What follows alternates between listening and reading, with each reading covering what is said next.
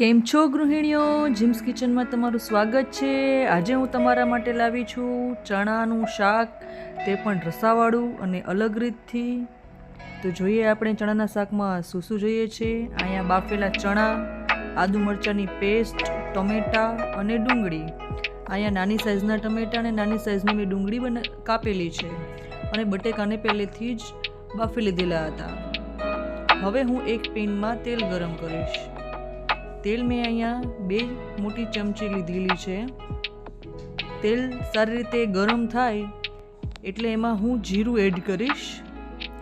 જીરું પણ સારી રીતે સતળાઈ જાય એટલે તેમાં હું રાઈ ઉમેરીશ।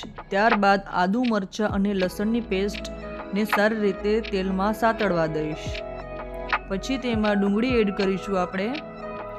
ડુંગળી પછી આપણે એમાં ટમેટાં, ડુંગળી અને આદુ મરચાંની પેસ્ટને સારી રીતે સાતળી નાખશું।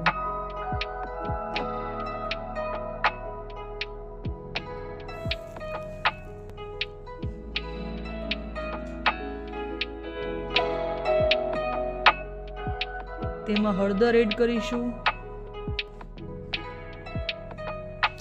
થોડું જીરું, લાલ મરચાંનું પ્રમાણ વધારે લેવાનું છે, તમે તમારા ટેસ્ટ પ્રમાણે લઈ શકો છો। ત્યારબાદ સ્વાદ અનુસાર મીઠું ઉમેરી બધા જ મસાલાને સારી રીતે સાતળી લઈશું। હવે તેલ છૂટું ના પડે ત્યાં સુધી આપણે તેને સાતળવાનું રહેશે। તમે જોઈ શકો છો તેલ છૂટું પડી ગયું છે। હવે તેમાં બાફેલા બટેકા એડ કરી દઈશું।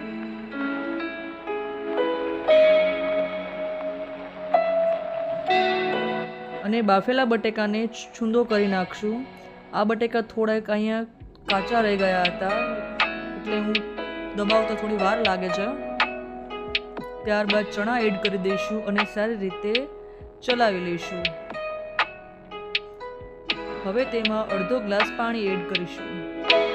અહીંયા પાણીનું પ્રમાણ વધારે રાખવાનું છે જેથી કરી શાક જ્યારે ચડે અને ચણા છે તે પાણીને શોષી લેતા હોય છે। હવે પાણી પણ વ્યવસ્થિત મિક્સ થઈ ગયું છે।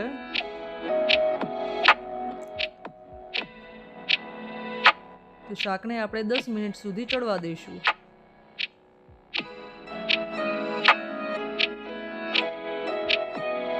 તો તૈયાર છે આપણું તીખું ચણાના શાકનું રસાવાળું શાક। હવે કોથમરીથી ગાર્નિશ કરી દઈશું।